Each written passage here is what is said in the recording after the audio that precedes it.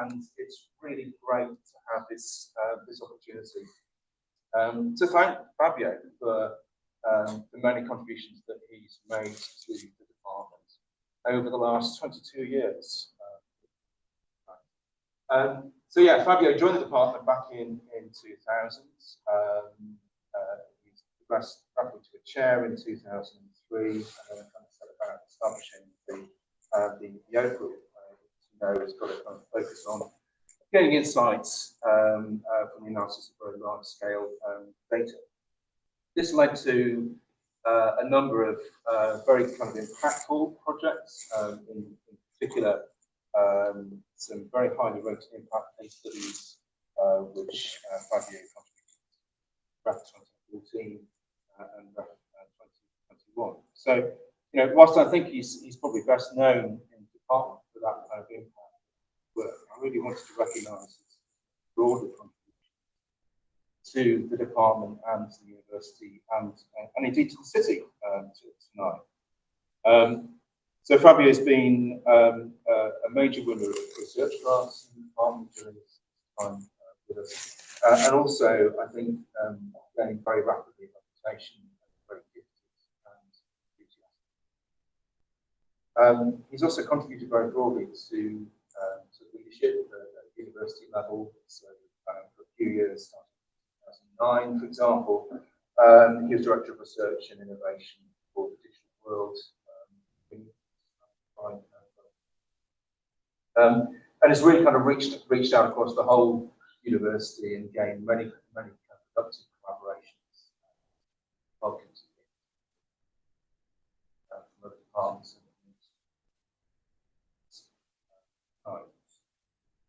I think it's also worth noting that Fabio's brought some real benefits to the city during this time.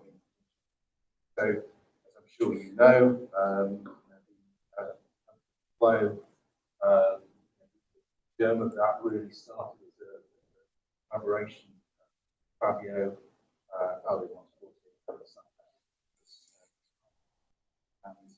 and that has really gone on to become a jewel in the ground, jewel in the crown of Sheffield's tech sector. The recent sale of that 69 million.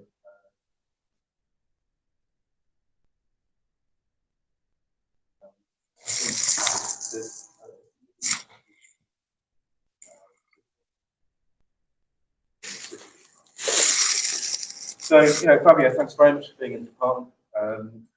From my perspective, it's been a lot of fun having you in the department. You've been great. And I think actually for the department, it's been really transformational having someone in the department who is so enthusiastic about entrepreneurship. And I think, if anything, that's your kind of lasting legacy in the department. Use that spirit in the department.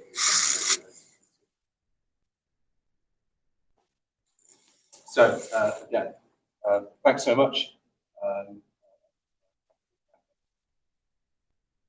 Algorithms, jet engines, practicals, health monitoring.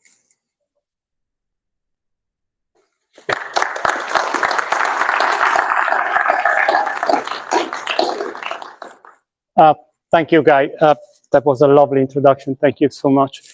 And thanks to you guys for coming all the way. Some of you from very far away, some of you I haven't seen for quite a while. I know that you could have been out to trick or treating, and that would have been fun, much funnier than it is. But anyway, I spent all my life hoping to be a fantastic researcher that people will recognize for his citations and his papers, and always I'm recognized for my impact. So I've decided to make a talk on impact rather than talking about my dubious scientific records.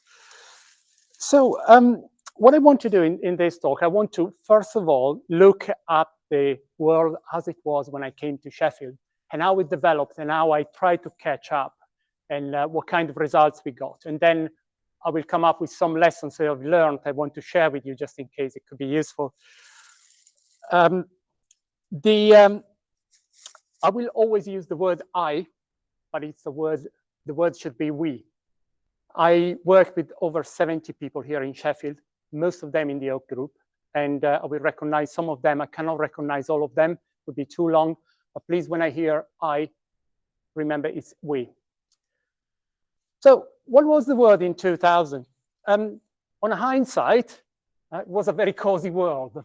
Why is that? Because all computers were, what the computers were office machines. And we knew that they used to be very, very big and became smaller and smaller, but there was a limit. There was the real estate of the screen. They couldn't become really smaller than that, maybe lighter, but that was really the limit. And then would have just been very, very fast and faster and faster. And we knew that there were three laws, so-called laws. Everybody knows about Moore's law, basically said in a very, very simple way. In 18 months, your computer will have the same price, but will be twice as fast. There is an equivalent law for this space.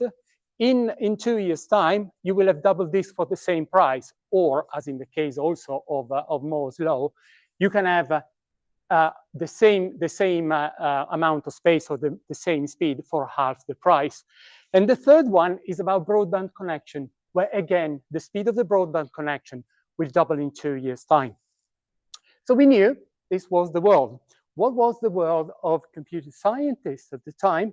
Oh, sorry, we could do things like that. We will know that in 15 years' time, what today costs £600 as 1 terabyte of disk and a network connection of 500 megs will be a 96 gig connection and the equivalent of 192 computers, if it goes just on speed instead of size and all this.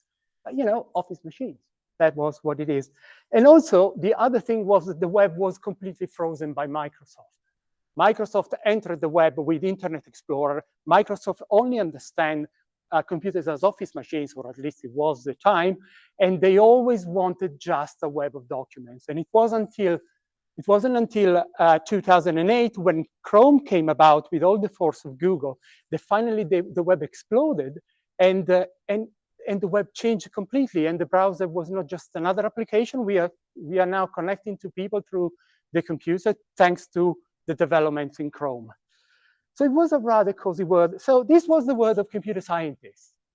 Oh, they could go to and work in their little cubicle, and it was like being in a room. It's really, you could see the students in computer science, and they were all like that. I want to be a programmer. I want to be a software engineer. And it was very easy to teach them because they wouldn't talk. So in this environment, I came. Yorick hired me in Sheffield. I'm extremely grateful to Yorick for hiring me. And he gave me the coordination of the Sheffield side of a very large EPSRC project called AKT. I work with fantastic people like Enrico, who's here somewhere. There you are. And, you know, we did amazing things. And I started coordinating European projects. I started one project that was about knowledge management, information extraction for knowledge management. My background is in natural language processing. And then we moved to another project that was the second largest project in Europe for what we would call the big data today. So I coordinated this project. And this project was really what I had done until then. Computers as office machines dedicated to the corporate archives. I started at Fiat, my Fiat, the car manufacturer, my activity. I built one of the first systems in Europe for information extraction, and it was an industrial system. And then when we started working with Rolls-Royce in 2005, then through the IPAS project, and then through Xmedia, we started making an impact in the company. Xmedia was an outstanding project at the end. In the review was considered outstanding. I've coordinated 4 European projects. And of course, there was always this mistake by the reviewers at the end that gave us outstanding. But Xmedia was interesting because if you look at the impact on Rolls-Royce, and Jonathan is here and he knows because he was a part of it, but lots of other people were part of it, we started providing technologies for searching the archives.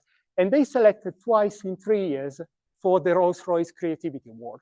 It is an award given by solutions that can change considerably the future of the company. And this is the largest company in the world for jet engines, for wide-body airplanes, or whatever they are called. This is not any company.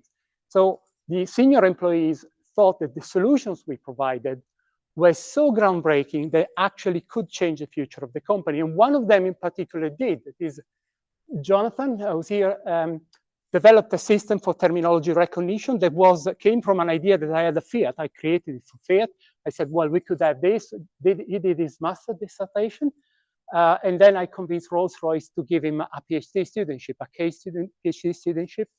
He developed this system, and this system was distributed to 10,000 people at Rolls-Royce, part of a knowledge management system that was saving the company 14 million a year. What you see in yellow in this slide and lots of other slides are the testimonials, in this case from Rolls-Royce. So it's not just me telling that. But something was happening worldwide. The cozy world was being shattered by one person initially, by Steve Jobs. But not just him, lots of people understood one difference. Yes, the computer cannot become smaller, but you can have objects that are smaller that are with you all the time. It is in your pocket. And that was the iPod. The iPod in 2001 completely changed the way music was intended and consumed. And that was cheap enough. So it could be something that was in your pocket. And at the same time, it's the same with Apple. In 2005, they started, on the basis of the success of the iPod, they started a fantastic campaign. It was very funny. With these two guys, this guy is Microsoft. He says, oh no, the computers are office machines. And the other one is the cool guy that says, oh no, I don't do spreadsheets.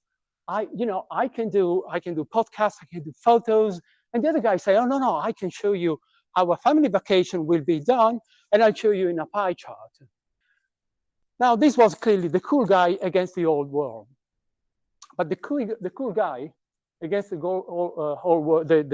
old world was something we could actually see. When my daughter started IT in school at iSource, I spoke with the teacher, and I said, what do you teach them? And I was fully aware that my daughter had 2 blogs and 1 website already, and she was 10 or whatever. And she said, we will do spreadsheets. And I said, so what do you do the following month? I said, no, 4 months of spreadsheets. Goodness me. And then if they're really good, they do databases. I said, this is crazy, isn't it? This is not what computing is supposed to be. Actually, my daughter decided to study German afterwards, so to leave. And the other thing that came was the empire of data. Michael Brody, who was at Verizon, was the chief innovator officer at Verizon in the US, and now he's professor at MIT, came to one of the many meetings we used to have with him, and he brought this slide. Say, but do you realize that in 2006, we have created more data than in the previous 5,000 years? And that the information, even the technical information, will double in every 72 hours very soon. Now, what has happened since is that every year we produce more data than in the previous 5,000 years. But what is more interesting is that 90% of the data ever created was created in the last 2 years. So there is an incredible peak of data. So when we talk in XMedia about 100,000 documents, and we thought it was very large scale, we're talking of a fraction of the data. This means that some companies came about as data companies.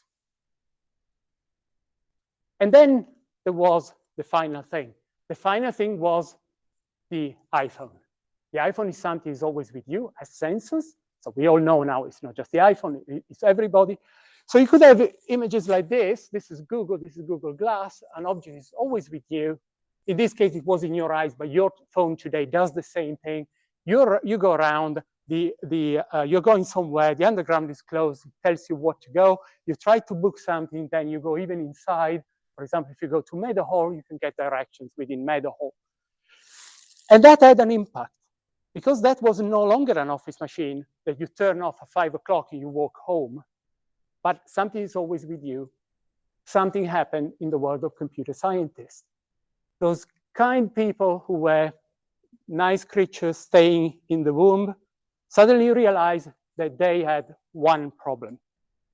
People, the only creatures they really didn't want to cope with. Because if it is not an office machine, it means that you take your phone, you are in the middle of the road, and you have to provide a service. And the service is based on what the user is doing, is based on where they are, because you cannot have a big screen and the person can start searching for it. There is glare on the phone, on the screen, and suddenly this is supporting the real world. It's no longer office machine, it's no longer your world. It's a different type of world, and what you produce is a system of a completely different type. But what was interesting was how much we were taken aback by the evolution of these three laws I mentioned before. And this is a fantastic diagram produced by the BBC in 2009, when Virgin started providing 150 megs per second connections through the broadband. And they wanted desperately to try to explain what the hell you do with that. So they said, you know, the yellow is the current one. So we had 3 megs per second at the time. You can do BT Vision. And then you can have, with 10, you can have a high definition TV, which is great. Then when they came to 25, started having problems. They said, well, you can download a file, which is hardly something will let you buy a contract. And then we'll tell you, well, but you can do 3D TV. I'm sure you all have 3D TVs. That's science fiction.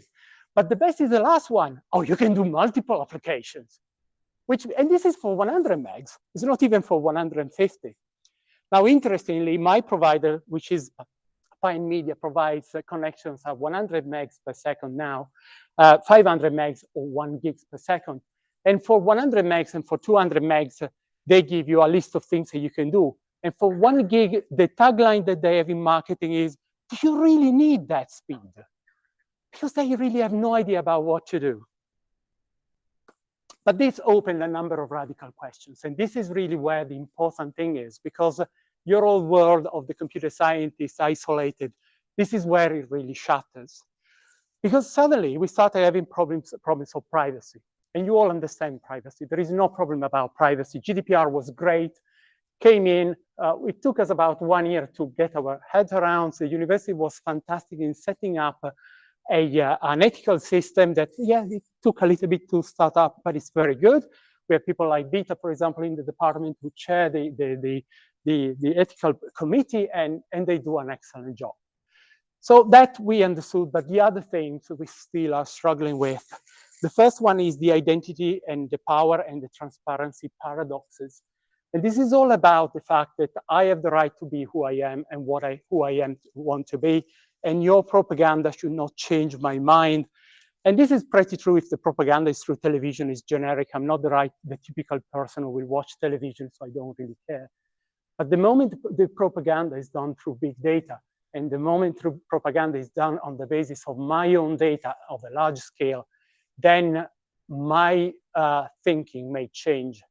And this is quite common in Netflix, for example. Netflix knows you so well and your taste so well that in the end, their suggestions are better than your guesses. And so you start listening to them and they can slowly take you where they want. And for democracy, this is a problem. But this is nothing with respect to the other two, because power and transparency are what are on the right-hand side and on the middle one. The top one is the debacle of A-levels in 2020, when there was a pandemic. The A-level results were decided by the schools, and they applied an algorithm, keywords, to rebalance them. And it was a complete disaster. They had to retract the marks and all this. And there was this great sign, I think, from this girl saying, your algorithm doesn't know me. Hang on, the algorithm knows you very well. It's just a bad algorithm. And what is worse, there is someone hiding behind the algorithm, behind the technical side that you don't understand because you lot don't understand, you plebs. I understand it, and therefore it's right. And Daniel Blake, if you watch the film, is the kind of thing. They get data about you, and then they take off your benefits. And all behind an algorithm. Let me stop for a moment and talk about governance, and I'll go back to that. Governance was the other problem we had. We were in a situation, we discovered to be ourselves in a situation where we worked with the authorities in case of floods, and there was a lot of information we could extract from Twitter, for example. And we discovered that the governance was not there for reacting to that. You couldn't legally use it. You could see there was a person dying, you couldn't send anybody. The only governance that we had at the time for user-provided information was 999. You call and the operator is able to decide to send someone. But the authorities didn't know if they could send someone. If they sent someone on the basis of something on Twitter, and that was false, posted by someone, and they didn't send the fire crew or whatever to the right place, and someone died, they had done something illegal. And so we had lots of discussions on this. But let's talk about hiding behind the algorithm. I love this. Donald Trump with one finger trying to hit the right key. And that says, oh, computers have complicated lives very greatly. Now look at any populist movement, and you will find the word complexity, you will find the back, you will find again. And Wheel of France means, let's go back to where we were. And if you look at Pegida in Germany, does the same, the Italians do the same. That's the thing. There is someone behind the algorithm that have told us to invest in a specific way in 2008. There was the crash, and we had to pay, and it was our fault. And now there is a problem with democracy for the same reason.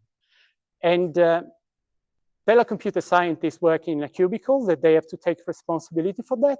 That's not very easy. So in 2009, the university decided to have a digital world director of research and innovation. And in a moment of complete madness, I decided to apply. And in even a bigger moment of madness, they decided to select me. And they said, well, the RC UK has just defined the digital economy framework, and it must be multidisciplinary. And we don't really have people working on multidisciplinary projects. So your role is to work across the 5 faculties and let them work together. And so I had to come up with a plan, and this was the plan. I said, well, okay, I suppose there are foundations that are people, sciences, and services that you have to manage together. One produces data, the other one uses the data, whatever it is, in a kind of interchangeable way. But because of all the problems that I mentioned that are not computer science, they are not sociology or anything, you need a new cohort of researchers. Yes, they are specialists, but they will be able to understand the other thing. So if you have someone working on politics, working on these problems I mentioned before, but doesn't understand big data, they will not be able to have an insight. But if you put a computer scientist able to do the algorithms, will not be able to do it. You need to have both working together. So we started working on it, and I can't claim any success. I had a person called Sue Binnicom.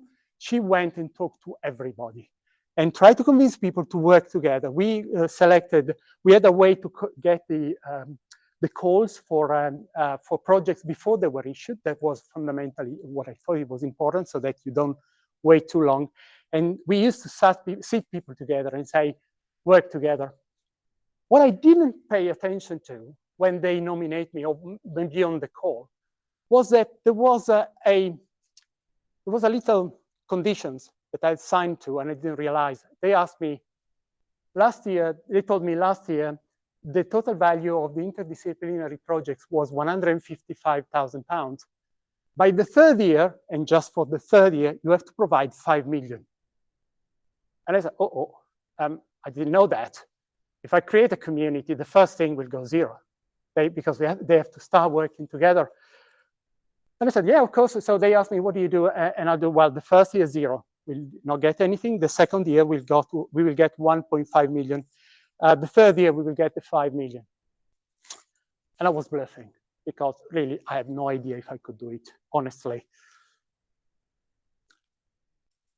And I can tell you that sitting together, these people at the time was extremely difficult. I remember one day that was really the bottom of the entire situation when I really was in complete desperation. I was with two of the calmest people I've ever met at the university, a computer scientist and a sociologist. I will not make name, but really calm.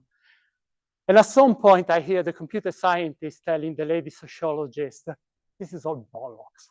Honestly, this is not even research. And the lady answering, if you only raise your eyes from the computer, you would understand there is a real world outside. That was the kind of thing we had. We started working. There were lots of these situations. I was very embarrassed, but people started working together in small projects initially. And guess what? I really met my target of doing 0 in the first year in terms of funds. But it went better in the following years. So we started for the projects with the 5 projects submitted the year before I started, and we ended up with 52 projects. And the value of those projects started from 5 million of submissions to 30 million of submissions. There was a considerable increase, but if you do the math, you will realize the projects were small, smaller than they was before, because before there were the big hitters working. These were people who had never worked together.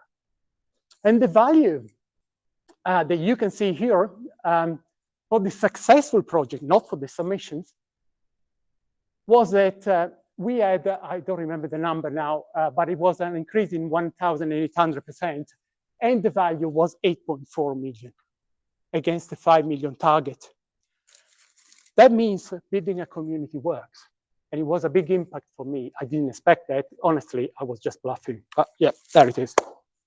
So on this basis, we created a project, a European project that I coordinated again, that was exactly about putting together people from different communities for tackling floods. And it was one of the 5 flagship projects in Europe for citizen observatories. And we had policy making, doing exactly the job I mentioned before. Can you work? Why? Can you send people if you see something on Facebook? We created a number of technologies. And I think, it was another outstanding project in the review, but Vita and Neil were here, developed a system for analyzing social media of a very large scale.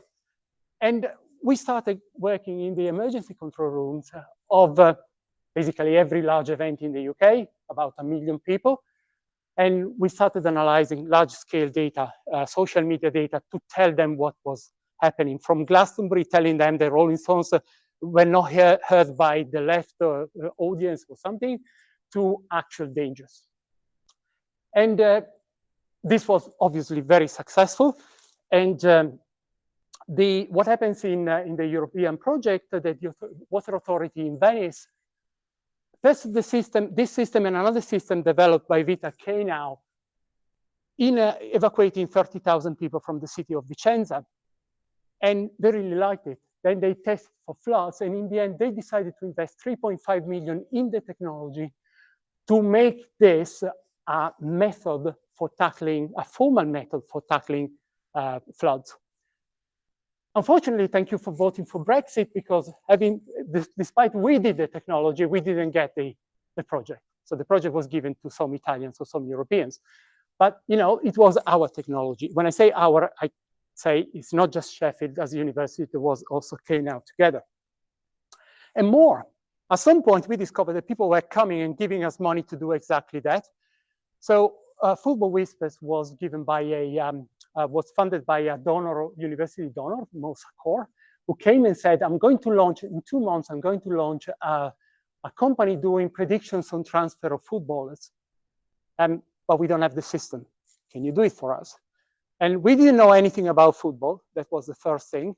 So at some point we had external help from children, from one child in particular.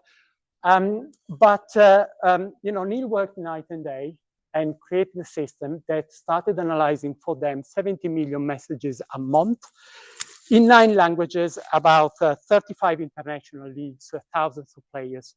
And they went from 0 to 2.5 million users in 6 months. And then Just Giving came and said, this is very interesting. But they saw something that was being developed by Ziki, who's also here somewhere, and Annalisa, and they were mining the web of a large scale. They said when people, Just Giving is the largest donation company in the world for, the normal donations. They said when people donate for something, we don't know why. So what Ziki and Annalisa did, among the many things, was to mine their social media account. While GDPR was not really established at the time. And what happened was that they increased the follow-up visit by 378%. So that was, they trebled their income from donations, from follow-up donations, respect to that before. And that was finally the moment to think about the city level. And we started a project about big data provided by citizens, provided by sensors to monitor mobility. This was, again, another outstanding project in the final review, again, coordinated by me. It involved a number of cities, including Turin, where I'm going to leave now. And again, the project was successful, not just in itself, but because of the follow-up. So we started working with Ben and Rob, who are there. Initially, we did a test of the technology we developed in SETA that was about tracking people walking and running and exercising. In Move More, with 6,000 people, it was an initiative here. And then I suppose Rob went to talk with Public Health England, and they said that we really wanted for an application called Active 10. And we launched it for them. We managed the applications, we managed the servers, we provided everything, the entire service. And we had 1 million users in 3 years. And we did more in Birmingham and Santander. And the idea came from the fact that because we had created the flow, which tracks cars, I started tracking people. And the idea was to put these two together with cameras and sensors of the city and create a huge model of mobility. Okay, I skipped the Birmingham saving 130K a year, and the flow providing new products, and they were very happy about. And then AJ, who's here somewhere again, who was at the STL, came and said, well, the work you have done with the digital world of putting people together, finding the right academic, we have lots of problems in defense for artificial intelligence. Can you help us? So AJ and I started, well, he came about with projects that we started discussing about. I used to find the academics all over the university. And then if we couldn't do it within the university, we went first to Hallam and then to other universities. Now, I cannot talk much about this for a number of reasons, but the first year was very successful. And when AJ moved to counterterrorism, we started working with counterterrorism as well. And we are continuing working with counterterrorism. So on a timeline, promise, this is now the lessons learned, and then we all go home. These are the things we cope with: knowledge management, social data analysis, sensing, and then future of health. I will skip the selling the crown jewels. These are the companies or organizations who funded us directly. The only one that is here, shouldn't be here, is the Water Authority, because they wanted to fund us, but they couldn't. Otherwise, the money would have been there. So these were companies or organizations who came and gave us money to do research, to do something for them. And I think this is what I'm very happy about. These are the number of users we started coping with. You see, rather increasing. These were the 3 startups. These were the 2 impact case studies. And this was the European fund that funded the entire thing, because the EPSRC funds technology readiness level 1, 2, and 3. And Innovate UK funds 7, 8, and 9. And there is nothing in between. And when I told that rather angrily to an EPSRC lady, they excluded me from any project for the following 4 years. So thank you, Brexit. That's a good reason for leaving, I'm afraid. So which are the 5 lessons I've learned? Well, what do you do if you want to make an impact? It was funny. Okay, well, the first thing may be obvious, but you have to focus on the customer's problems. And let me stop for a moment. And you hate the word customer, okay? I'm sure if you're a computer scientist, you call them users. There is this well-known fact that there are 2 markets that call their customers users. One is IT, and the second one is the illegal drug trade. So let's call them customers as they are. So you have to focus on their problems, not on your solutions. You must not be a solution in search for a problem, because it will never happen. Most people will not come and ask for an algorithm. They will ask you for data or the understanding of the data. And what you are selling effectively is yourself as a person, as an academic. You are the product, bad jumper. The fundamental question you must be able to answer like this is why you? So what can you offer and why? And I always give this example. When I created the third startup, it was called the Quora. I went to get some funds, to try to get some funds in London. And I went to a place that I don't remember, didn't know what it was. It was called WeWork. I'd heard about the company. WeWork was this place that hired an entire building and bought the entire building and put lots and lots of startups in it. And they asked me to go there. And I went there and I went to the porter and said, I'm looking for this guy. Look at me and said, he's not here. I said, now look, this is the address. This road here in London was a very small road. I said, no, come with me. Went out, and just opposite, there was another building, another 40-store building full of startups, another WeWork. There were two of them, full of people, all young, all with great idea and lots of funds. And there was me in my 50s with my little piece of paper thinking, I'm trying to convince them to fund me. They had better brochures, they were younger, and they had people behind them. I didn't. So if you're an academic, what do you sell? You have the University of Sheffield behind, which is great. But you still have this competition. So ask yourself a number of questions. The first one, amazingly, is would you buy your stuff? It's amazing a number of people say, no, I don't need it. So why are you selling it? If not even you are your own customer. And the other thing, again, that seems to be surprising sometimes, people have good ideas. But a good idea is not enough. We have been having flying cars, the idea of flying cars for years, for 60 years. We don't have them. It's not a good idea. You need a market. You need something that can be applied.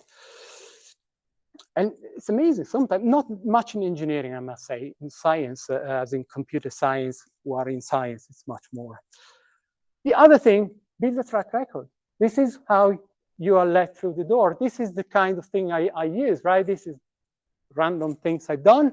And these are all the testimonials from my users. I can put it on the table. You start small, but then you get all this and you make it clear that you are able to do things. And this is the difference between you and many others, because you have a track record. Don't underestimate the track record. Your papers are part of it, but not it. And the customers will ask you anything from just creating an algorithm to run the entire system for 3 years, as we did for Just Giving, for Football Whispers, as we did for Public Health England, and so on. And you must be prepared. If your work is developing algorithms, and we develop algorithms, I love algorithms, well, this is not enough. You need to provide what they need. And so this diagram, I love it because it's what I sold to Rolls-Royce. So to Rolls-Royce, I didn't say I have a search system, but I have the ability to connect all the data coming from different services and so on. And the other thing is I'm able to get lots of data. Where's Tim? Is Tim here? Has it come? Oh, there you are. Ah, Tim. So Tim is a cardiologist, and he has discovered that with some of my assistants, we can collect lots of data about people, about patients. So we can collect how much they walk, how quickly they walk. We can collect the radius of gyration, so how far away they go from home. We can count the number of times they go out of the home. Every time they have a cardiac problem, they can press a button on the watch, and the system will monitor their heart, will tell you what they have done in the last 5 years, whether they're walking, whether they're not walking. And I produce all these graphs. I showed them to Tim, and Tim looked at me and said, I need one number. He has the patient in front of him, and he wants a number, and I can give him a number, but I cannot tell him what the number means. So if you want a 96, I can give it to you, but I have no idea. So I started telling Tim the lie that I tell everybody, sorry, Tim. I said, well, you should tell me because you are the doctor. No, it's not true. It should be me telling you. I have no idea about how to do it. Or better, I have an idea, but I will talk with Tim. And then there is the other bit. The other bit is a patient, for example, that you monitor. And again, in the old world, people were strange creatures living outside and rather dangerous and a problem. But unfortunately or fortunately, I happened to marry a person, this person, who didn't like that. She said, actually, people are not strange creatures. You should really listen to them. And she introduced me to lots of technologies, user-centered design and so on. They were key. Not only that, but she also created what I would call the school. So Vita came from Turin, by the way. We hired her, she had a background, but Daniela started this and they started working together. Then Deep came and joined the group. And in the end, we had a very effective group. And this is what we do when we have a problem. On the one hand, we talk about requirements engineering, but then we have the user engagement that in medicine is pretty common, in that areas is not. And then the context and the behavior. And when we have clarified all this, only then we go and talk about algorithm. Because your specialty is the algorithm, but that is what the requirements are. And this means listen to them. So I replied to 2,500 reviews for Active 10 signing Public Health England. So it was me, it wasn't Public Health England answering the reviews for the phone application. And I learned an awful lot. And then you can listen to their advertising and marketing, and you will learn a lot. If you don't talk the language, hire someone. When we didn't talk the language for Rolls-Royce, because we were poor computer scientists, we hired Jonathan, who was an aerospace engineer. And this is creating the right team. On the right-hand side top was the distribution of knowledge in the group in 2012, I think.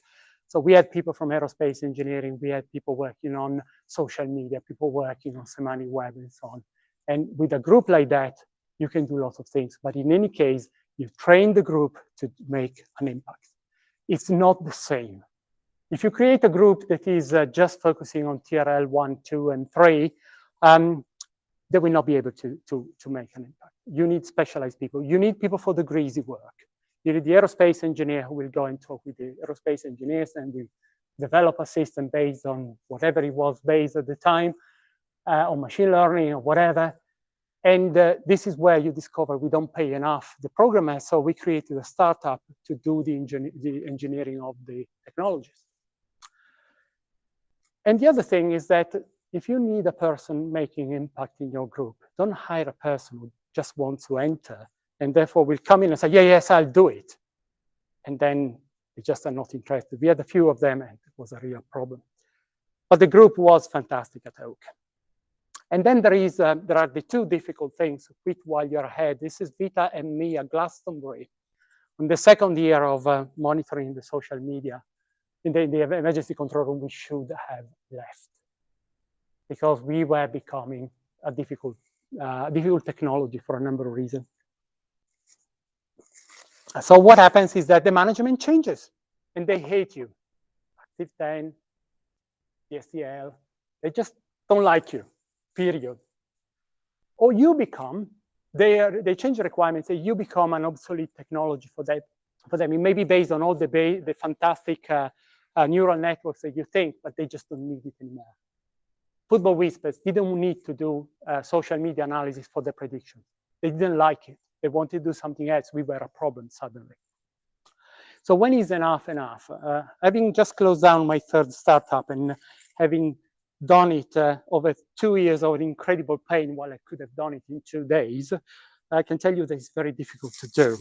But what is more important is whatever activity you do, don't wait for the activity to go badly. Get your letters now. If it is going well, get your letters now. I know I was a nightmare because I didn't get the letters. And so when we went for the latest ref, the poor guys had to talk with people. And we discovered something like Public Health England, we had 1 million users, suddenly became 800,000. We had run the entire system, but we gave a good contribution. That's very common, very, very common. The management changes, they don't know who you are. So get your letters as soon as possible. And learn to fail. These are the projects that I worked for years, and they came to nothing because the technology was not ready, because I wasn't able to implement them. Some of them I implemented them, because the customer ran away, because the company failed, whatever. Learning to fail is part of the exercise. And if your students and arrays are not able to fail gracefully, it's a problem. So teach them to fail. And then use the university. Go and talk with Andrew Hogben. He's absolutely fantastic. They come to you. I had a period when poor Stephen Pike used to come every month or so, called by me saying, I have a new idea, and the poor guy was distraught. And every time he had to do an analysis, but it was very exciting, at least for me, I don't know for him. But go and talk with them, they will give you money, they will give you lots of support. And then finally teaching, and then I promise you can go and have dinner. Teaching is important, it's necessary for society. I know that teaching is important because the students pay an awful lot of money, but I don't really care about that. But teaching is important because we are educators. And our role is more than just handing out information. You know, this is an algorithm, this is a theorem or whatever. I have serious problems with some computer scientists in science, not in engineering, I repeat this, because they say the tools are not important. What you really do, you teach them the principles, and then they will go to industry, and industry they will be trained. Absolutely not. You teach them the tools, now the best tools, so that when they enter the company, they innovate the company. And that's a complete change, because if you teach them Weka, apologies for those of you who don't know what Weka is, it's something 2009 that apparently some people teach. You're teaching something that is old, they will go to industry and they will be taught to use Excel. No, that requires you to be constantly updated on best practices, to be able to forecast the next challenges. I must say that of course I boast always about myself, but there is one thing I decided in 2015 was to teach Node.js and remove Tomcat and so on. And you could see the companies in Sheffield suddenly changing very quickly and becoming involved in Node.js. It's much easier, much lighter weight, much better. And in 5 years, you have effectively nearly every company in Sheffield using that. And our students don't stay necessarily in Sheffield. So, you know, I could really see that this was important. So you must be a master in your arts. Cannot tell people how to be a sculptor if you don't know the tools. So unfortunately, this thing doesn't work, but I'll tell you another day on this. People who know me know that I play with stuff, and this is me cycling 25 kilometers in the Peak District and under the snow to fly my drone, to try to understand how we could do some experiments with my drone. I buy every single thing that you can find on Amazon to try to test it. And I think this is really what we should do. I mean, you don't need to do that. There are lots of other things you can do. But I really think a curiosity. People telling you, I use my PC, and my PC, I put Windows, and I use it as a Sun Microsystem machine from 1999. I don't think they can teach properly, honestly. So, okay, I've always thought these are the assignments I've done with my real world experience. When we worked with Football Whispers, it was all about football. When we worked with the Glastonbury, it was all about music. And now that we work with DSTL and with counterterrorism, it was all about communicating among spies. And my assignments are always complex. Very complex. They put together lots of technologies because they have to learn the tools. You want an example of an incredible and unexpected impact? I'll show you one. Now, this happens to be my son, who has a BSc in maths, has been taught to work with SQL and R, rather, badly. And he's been hired by a company, a smart meter company, who wanted him to do Excel. That was it. But he knew SQL, so they hired it because of SQL. That is the next step in data analytics.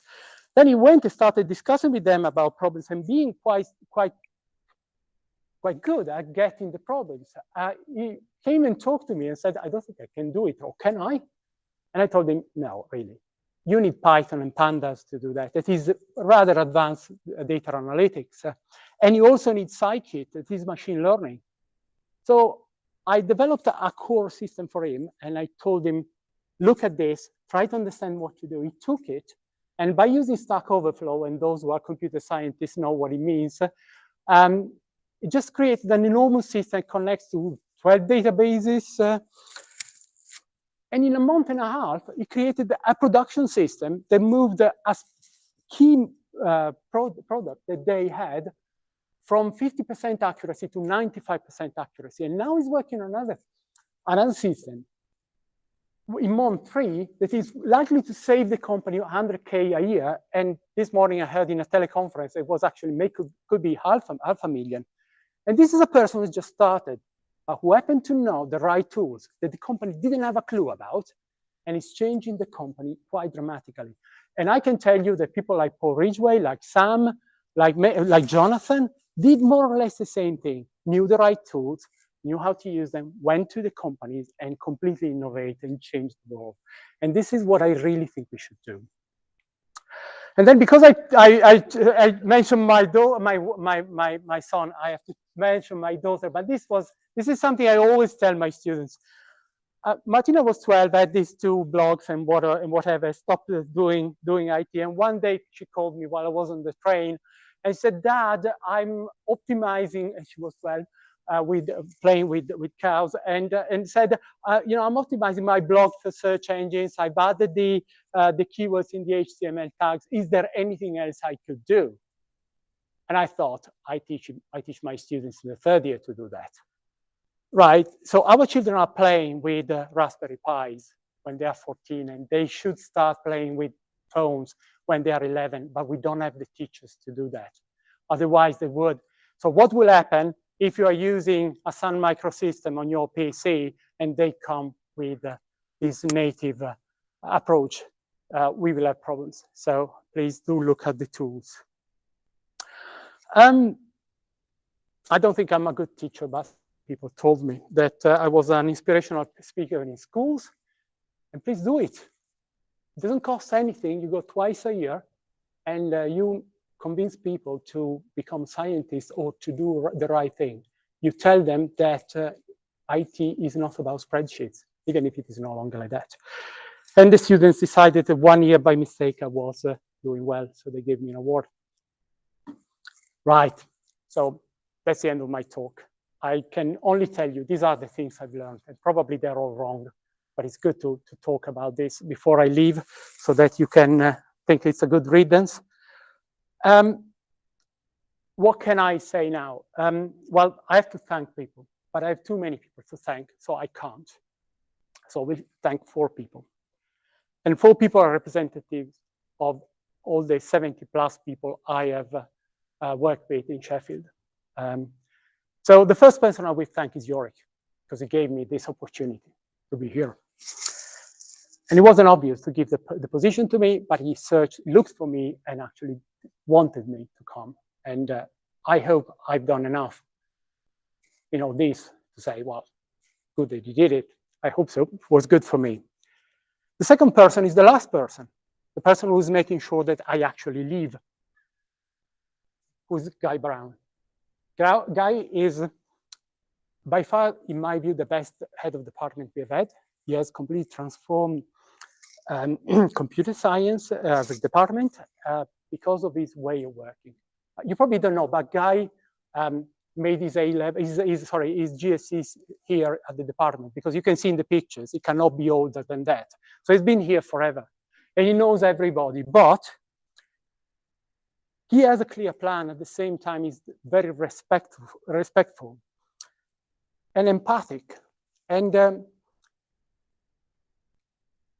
I had this answer I gave to him. I'm not an easy person, but I remember a few times telling him, look, I don't agree with what you're asking, but because it's you, I'm doing it. And that's really what you need from a head of department. So we've been very successful, so thank you.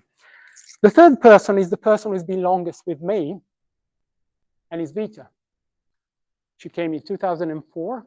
We've been working together forever. we had enormous rows, and we had serious problems in the past at some point. We have always worked very well together, and she's been a fantastic companion. And fortunately, she's taking forward most of the activities I do. And so I really thank you. And the funny thing is that she came from Turin, that is where I'm going. So it looks like she's coming here just to kick me back. And the last one is one representative for all the PDRAs and students, and that is Neil. Neil, again, has been with me since 2002, I think, or 3, I don't even remember.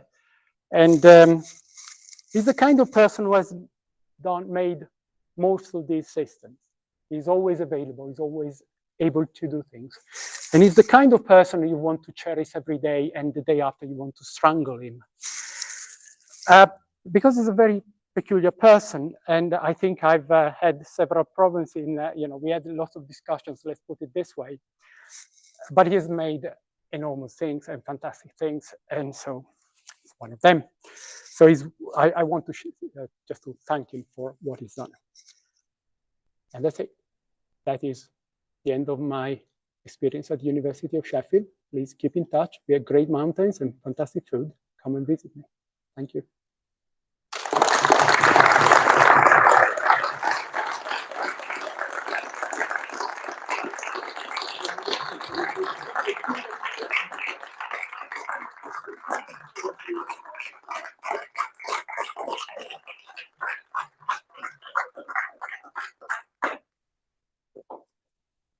Oh, thank you. We have a small token of our appreciation. Thank you so much. Thank you very much. Yeah. Thank you. And thanks again for coming. Thanks again for coming and for organizing this. You can. You want to take any questions? Oh, yeah, of course. If you have time, by all means.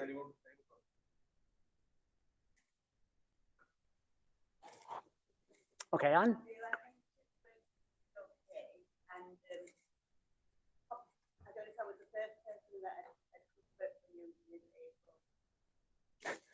Communication was difficult at times, and I just wondered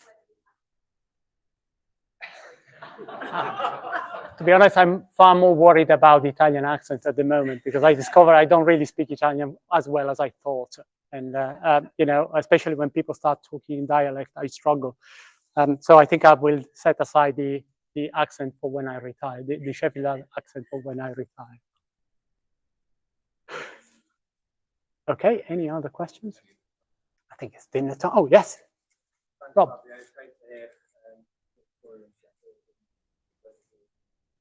It's interesting that you picked up the similarities between drug dealers and computer scientists, because my image of you is walking around with 4 or 5 phones.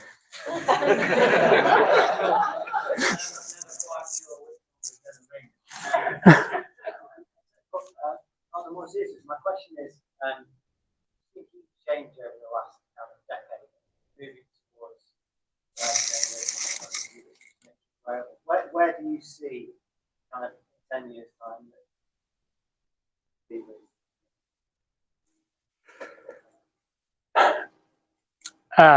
Well, that's the question I've been asking myself for preparing for the next phase in my life. I think the biggest challenge we had so far was to collect the data. So, the phones were terrible with Active 10. I spent nights trying to program these bloody phones, and they were stopping working because of battery and all this. I think this is largely a problem that has been solved by the fact that the likes of Fitbits and Google then can just provide you services that work off the shelf. And so you should think that you have the large data you needed. Now the problem is to make sense of that data.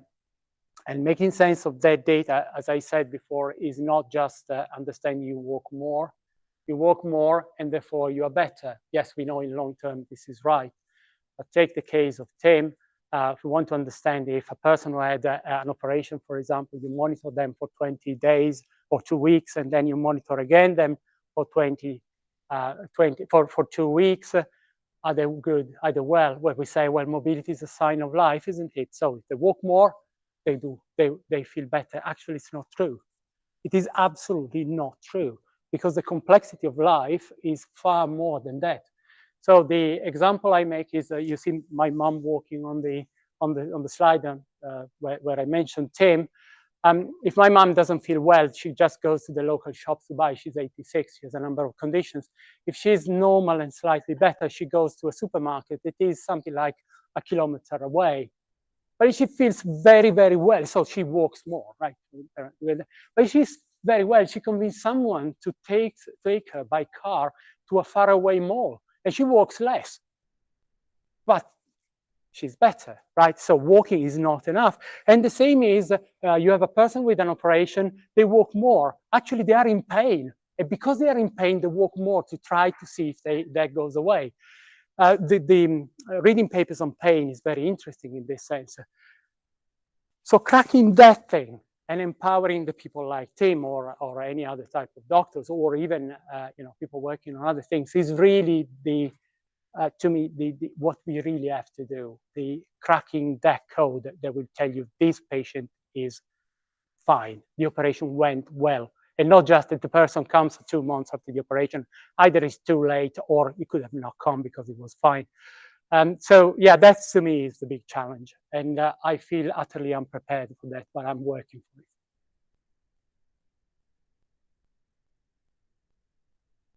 it. Oh dear. Okay.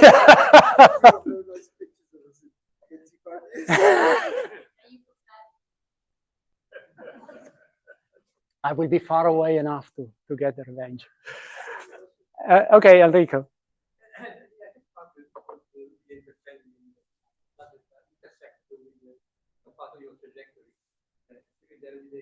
I really like your sort of lesson there on how to get money from the industry, which of course is something that is not so easy. Probably in places like the US, it's even more difficult. But I felt that there was one element of what you did that was only maybe I'd like to have your comment on how to make it more specific.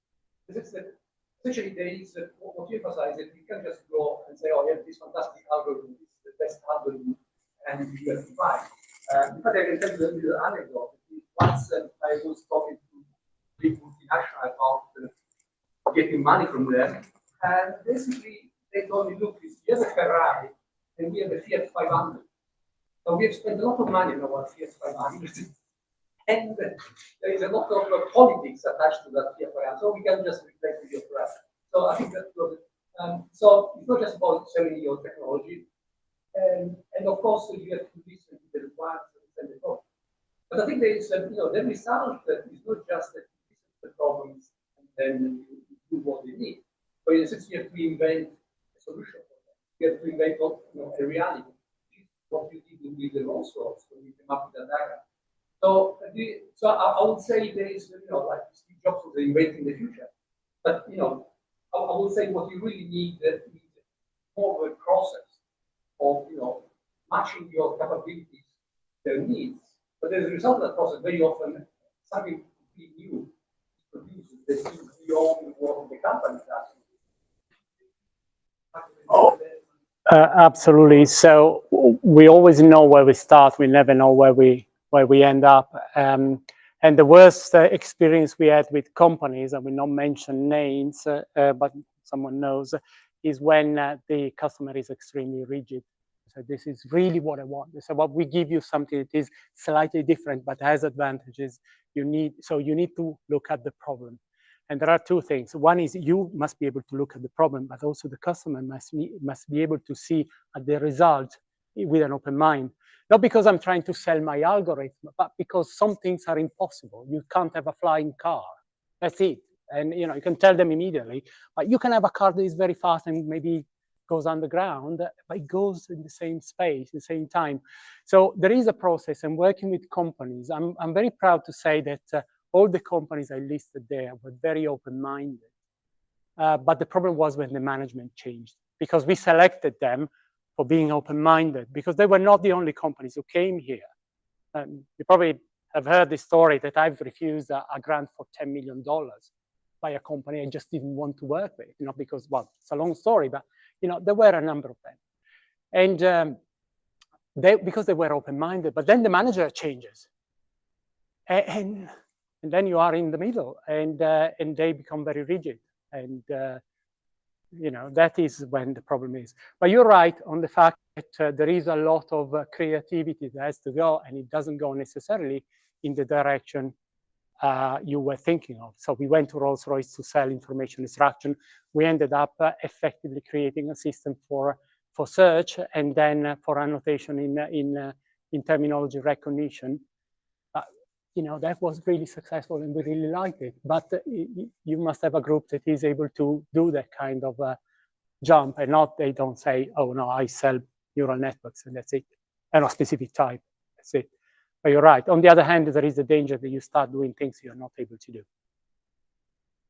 That is. Oh yeah, of course.